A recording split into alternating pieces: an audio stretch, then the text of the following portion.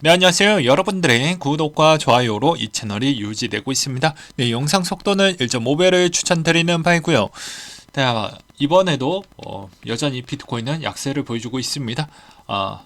시장에서 줄 수 있을 만한 메시지는 이번에 물가와 또 금리 관련된 이야기를 한번 또 준비를 해봤고요. 그 외적으로 또 여러가지 소식 또 준비를 했으니 재밌게 잘 봐주시길 바라겠습니다. 보게 되면 여전히 비트코인 약세, 그리고 미국 지수도 요즘 한동안 좀 쉼표를 찍고 있는 실정에서 좀 많이 올라왔기 때문에 좀 쉬어가도 이상하지 않는 구간이라고 생각을 합니다. 근데 여기에서 그 힘을 조금 더 약하게 만들려고 하는 여러 가지 조건 사항 중에 하나는 FOMC 구성원들의 주요 발언이 보게 되면 최근에 윌러 이사, 그리고 미셸, 그 다음에 미니애폴리스, 그리고 블러드, 이런 분들이 요즘 계속 목소리에 있는 강도를 높이고 있는 실정이거든요. 어떻게 더 물가를 잡기 위해서 최대한 우리가 액션을 더 많이 취해야 된다라는 그런 목소리를 많이 내고 있는 실정입니다.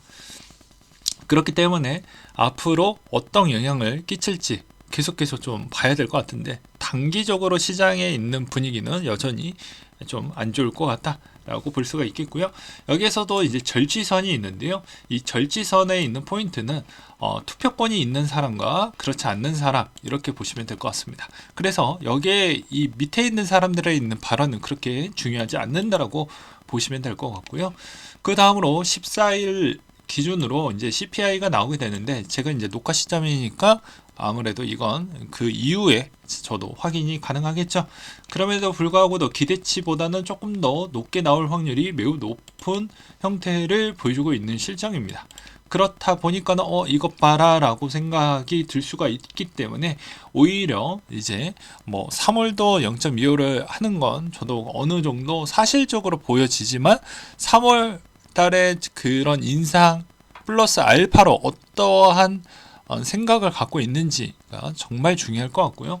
아마 여러 가지 여건은 좀 도와주지 않고 있는 형태도, 에너지 시장 같은 경우에도 기름 가격이 생각보다 요즘은 좀 주춤하고 있죠. 그렇다 보니까 아무래도 러시아, 중국의 합작품으로 3월부터 원유 감산을 좀 발표를 하면서 가격을 어느 정도 또 가져가려고 하는 그런 정책이 좀 있었기 때문에 이번에 좀 쉽지 않을 것 같다라는 생각이 들기도 했습니다. 그렇다 보니까 그런 상황에 더불어서 또 하나의 문제점은 무엇이었냐면요, 이번에 중국의 이번 CPI가 생각보다 잘 나와 주었다라는 것입니다. 회복을 보여주고 있는데요. 덩달아 5월달 부분부터는 뭐가 있죠? 중국의 노동절이 있습니다. 대부분 한 10일 정도 쉬거든요. 7일에서 10일 정도 쉬게 되는데, 그러면 이제 어느 정도 회복이 됐고 지인들도 거의 다 회복이 돼서 좀 문제가 없다 라고 했기 때문에, 아무래도 중국의 반등으로 인해서 물가에 미치는 영향 강도가, 원자재 시장에 미치는 강도가 워낙 세질 것으로 보여지기 때문에, 아무래도 지금의 환율 대비를 지금 올라가고 있는 그 상황 대비보다 원자재가 올라가려고 하는 힘이 더 강해지기 때문에 지금은 정말 쉽지 않는 장이 좀 될 것 같다라고 생각이 들기도 했습니다. 한 유튜버, 또 경제 유튜버는 또 이런 이야기를 하더라고요. 그냥 참고만 하시기 바라겠어요. 어느 정도 가격대를 계속 방어하려고 하는 그런 형태를 보여주고 있다 보니까, 그러니까 가격대가 계속 이렇게 방어가 되다 보니까는 이게 그렇게 갈 수는 없는데, 천천히 이제 내려가는 곡선으로 좀 나와야 되는데 어거지로 계속 버티고 있다 보니까 오히려 이게 나중에 독이 될 수도 있겠구나라는 이야기를 또 하기도 했습니다. 저도 이 부분에는 반은 동의를 하고 반은 동의하지 못한다라고 볼 수가 있게 되겠는데요. 각 나라마다 상황적 여건이 좀 다르는데, 한국 경제는 매우 안 좋을 것 같고 미국은 가장 늦게 영향을 받는 나라라고 보시면 될 것 같습니다. 그래서 이 영향이 이제 봄날이 오게 되면 충분히 영향을 받을 것으로 생각이 들고요. 그래서 이제 CPI가 올라가거나 중국의 저런 회복 속도를 보게 되면 잠깐 조정이 나오는 거 어쩔 수 없다. 그래서 비트코인도 똑같이 영향을 받는다. 이렇게 생각하시면 될 것 같고요. 그 다음에 1월 한 달 동안 상위 10개 게임 프로젝트 거래량이 무려 800%나 급증을 했다고 하는데, 대부분 게임 카테고리에 따른 일반적인 흐름에 좀 같이 영향을 받았다라고 보시면 될 것 같습니다. 그러니까 겨울 시즌이 오게 되면 대부분 뭐 전 세계 쪽에서는 잠깐 쉬어가는 툴이고, 또 방학 시즌이나 뭐 이런 게 같이 곁들어져 있다 보니까 오히려 게임에 있는 시장 수요가 급증하는 형태가 나오게 되거든요. 예, 그런 것도 좀 영향을 끼쳤다고 볼 수가 있겠고요. 최근에 이제 게임들이, 옛날에는 진짜 뭐 게임이라고 볼 수 없는 그냥 다마고치 같은 그런 게임 유형들이 있었는데, 요즘은 조금 더 할만한 게임들이 많이 나오고 있죠. 그래서 그 안에서도 약간 장난질을 좀 많이 치고 있다라고 보시면 될 것 같습니다. 그래서 이게 실질적으로 거래량이 많이 늘어났다는 거 여러 가지 좀 해석을 해볼 수가 있겠지만, 그 게임 코인 안에서도 여러 가지 전략을 잘 보시게 되면 답은 있다. 근데 이걸 시간 관계상 짧게 이야기를 하면, 게임 코인은 현질을 유도하게끔 하는 전략이 일단 기본값이기 때문에, 현질을 코인으로 대체를 해서 그렇게 유인을 하게 되면 거래량이 폭증을 하는 기록값이 나오겠죠.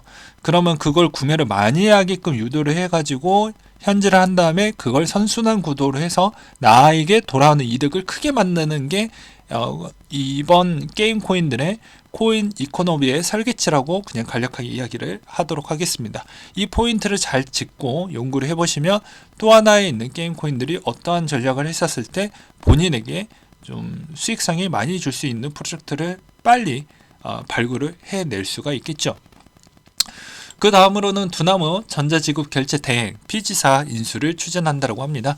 아무래도 여러 가지 송금이나 이런 쪽도 이제 앞으로 시장에 있는 또 기대와 앞으로 이제 미래 전략 먹거리 부분으로 좀 걸쳐서 가려고 하는 생각이 좀 들었다라고 하고요. 그 다음에 도지가 가장 많이 들고 있는 쪽이 로빈후드 커스터디 쪽에 보관되어져 있다고 합니다. 25% 정도라고 하니까, 즉 미국인이 뭐 가장 많이 들고 있다, 뭐 이렇게도 볼 수도 있겠죠. 그래서 도지데이, 저도 뭐 과거에는 도지데이에 영향이 없었지만 이번에 도지데이에는 가격이 많이 빠졌기 때문에 아무래도 또 테슬라에 있는 또 머스크 형이 또 어떠한 추가 발언을 해줄지, 아니면 도지 쪽에서 어떠한 발언이 나와줄지, 이게 좀 기대를 해볼 필요성이 있지 않을까 싶습니다.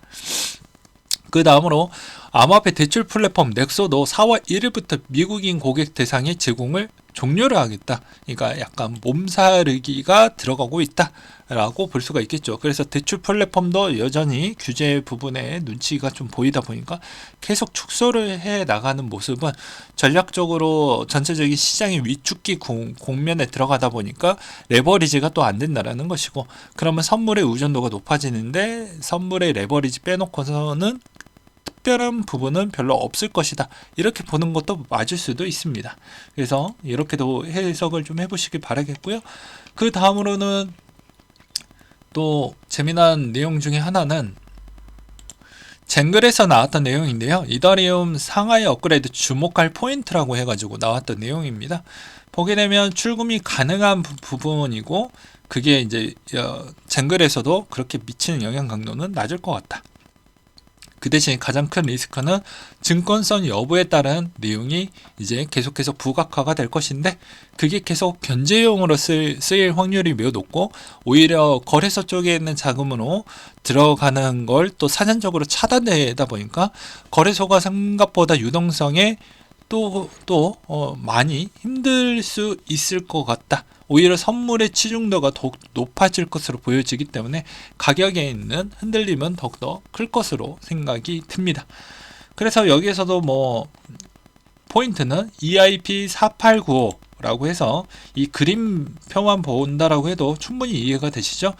충분히 출금이 되고 그런 형태로 지원이 됨으로써 앞으로 이제 우리는 전략적으로 POS 형태에 있는 본질로 또 가는 것이고, 그것에 따른 또 여러 가지 비용과 높은 안정성을 확보하는 형태로 또 제한이 되어 갔기 때문에 나쁠 건 없다. 이제 단 리스크 부분은 여러 가지가 있는데 당장 우리에게 미치는 건 이제 인출 형태가 아무래도 뱅크런 형태처럼 큰 물량이 나올 것이냐인데 제가 보기에는 저번에도 계속 주장을 했지만 이런 일은 거의 없다라고 저는 생각을 합니다. 왜냐? 22년 9월에 머지 이전에 뚜렷하게 이더리움 보유 추세가 증가를 했고요. 그 다음으로 이제 스테이킹 물량도 생각보다 많이 참여를 했고요. 그 다음에 이게 검증자의 수익률 현황표를 보았을 때도 매우 평균 단가가 매우 낮기 때문에 여기서 충분히 이익은 다 뽑아먹고 남을 정도이기 때문에 다시 한번 이쪽에서 이더리움 부분에서 이탈이 많이 됐다고 해도 어차피 디파이 쪽으로 가지 않겠냐, 거래소 쪽에다가 이제 스테이킹 하지 말라는 그런 눈치를 많이 줬기 때문에 그러면 뭐 이제 하지 말고 그냥 접을까, 이런 형태로는 안 나온다라는 것이죠.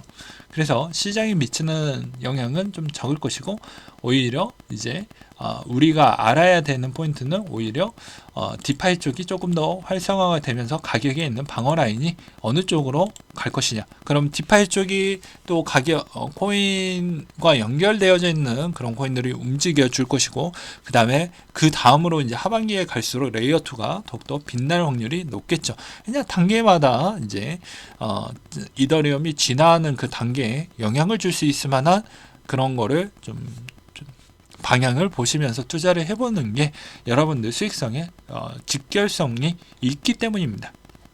그래서 그 기대감으로 이번에 또 많은 상승이 나왔죠. 마찬가지로. 그래서 뭐 우리가 흔히 알고 있는 뭐 보바나 그다음에 루플이 뭐 빗썸에 상장이 되어져 있어서 좀 최근에는 좀 많이 올라가기도 했습니다. 그렇기 때문에 앞으로 이제 발행 계획이 아직 없던 뭐 아비트럼이나 이런 쪽은 충분히 또 그 많은 발행을 늦게 할수록 더 기대 값어치가 더 높아질 수가 있겠죠. 그런 한 현상으로 계속 미루지는 모르겠지만 그럼에도 충분히 효과가 나올 것으로 보여지기 때문에, 이게 또 그런 효과가 나오게 되면 테마의 형성이 되고, 테마의 형성이 되면 나머지 있는 가격들도 상향 평준화가 될 확률이 매우 높다라고 저는 보고 있는 실정입니다. 그리고 가치 저장 수단으로도 EIP1559가 계속적으로 작동을 해주고 있기 때문에 아무래도 이 총 발행량 추이가 더 이상 나오고 있지 않는 형태이죠. 그래서 오히려 이런 효과는 충분히 계속해서 받고 있는 실정이라서 그 어떤 코인 대비보다는 가장 우월하고 장난질도 덜하고 괜찮을 것이다. 단 이제 우리 그 SEC 위원장 형이 자꾸 태클을 걸고 있는 내용이 좀 마음이 아픈데요. 이거는 계속해서 중재하고 토론하고 그런 형태로 갈 수밖에 없다라고 보여집니다. 단기적으로 결정된 상황은 아니다라고 볼 수밖에 없기 때문에 이더인의 위치는 그렇게 충격을 주고 증권이 됐다라고 해도 제가 보기에는 그렇게 흔들릴 정도는 아니라고 보여집니다. 그 근본적인 근거에 딱 이 그림 한 장으로도 충분히 설명이 가능할 수 있는 것은 무엇이냐면 믿음의 영역에 이미 들어갔다라는 것입니다. 네. 많이 스테이킹을 했고 앞으로도 그 사람들은 여기에서 수익을 많이 냈기 때문에 또 그렇게 할 것이다 라는 가능성이 매우 높아졌기 때문입니다. 그래서 뭐 어떤 게 나왔다라고 해도 이 꺾이지 않는 마음이 계속 유지가 될 확률이 매우 높다 라고 생각이 들었기 때문에 그렇게까지 만약에 많이 내려간다고 하면 이더도 충분히 접근을 해서 가져가 보는 전략이 저는 나쁘지 않을 것 같다 라고 설명을 드리고 싶습니다. 여전히 뭐 시장에 있는 분위기는 뭐 계속 더 안 좋아질 것 같다라는 이야기가 많이 나오고 있지만 적절한 조정 속에 또 적절한 반등이 나오는 구간으로 23년도는 그런 패턴이 나올 것 같은데요. 한편으로는 더 걱정인 건 비트코인 가격 대비보다는 오히려 나스닥 기술주에 있는 반응이 너무 강했기 때문에 이쪽의 자금의 집행이 여러 자산군 대비보다 이쪽으로 더 많이 쏠렸다라고 볼 수가 있겠죠. 단기적으로. 그래서 화력이 매우 좋았다라고 볼 수가 있겠고요.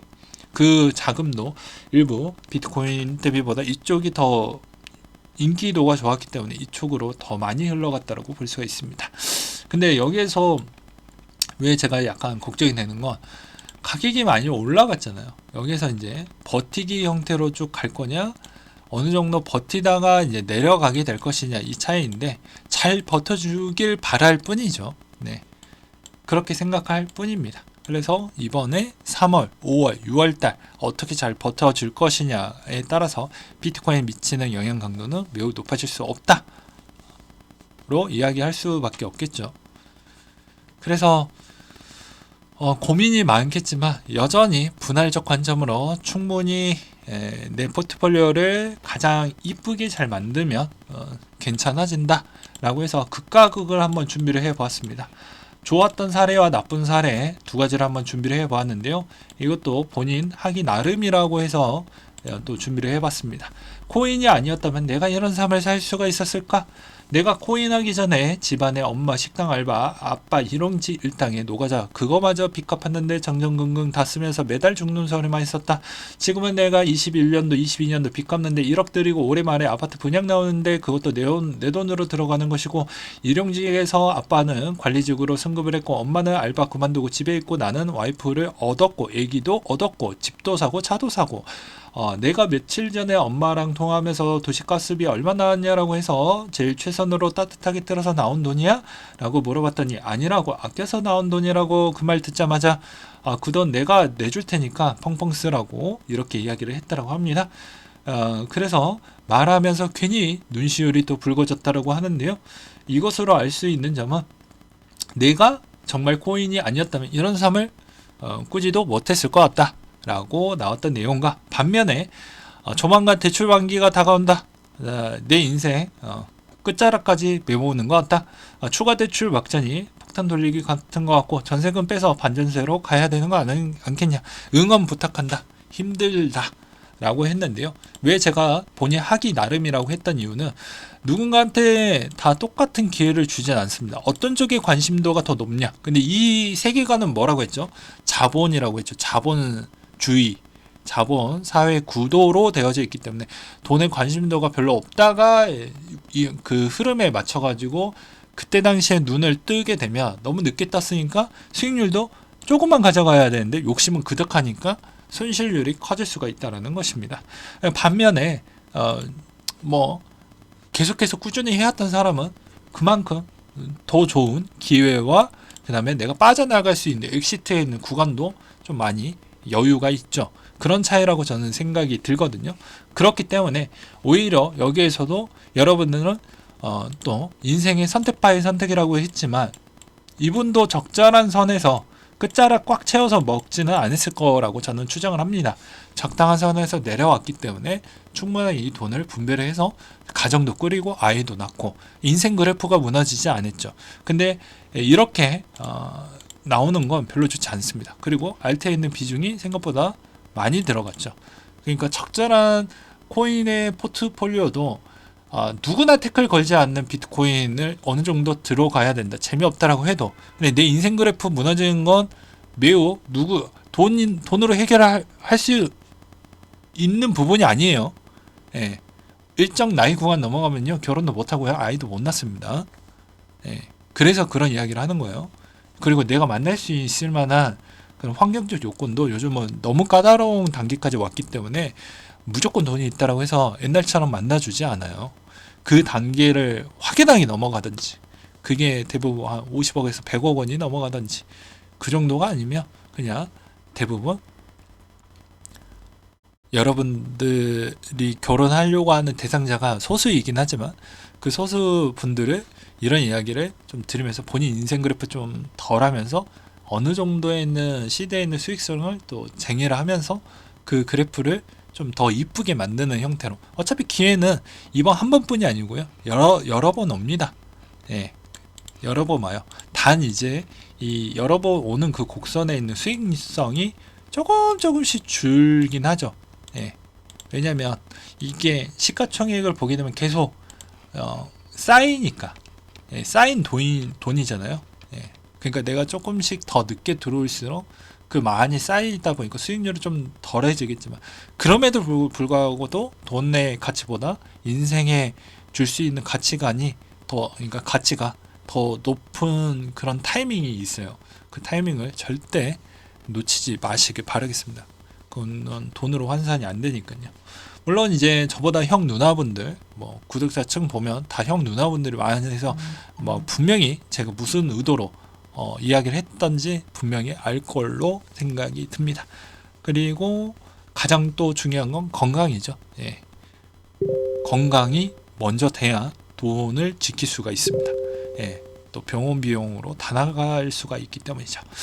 네, 오늘은 여기까지 준비를 했고요. 이상으로 마치도록 하겠습니다.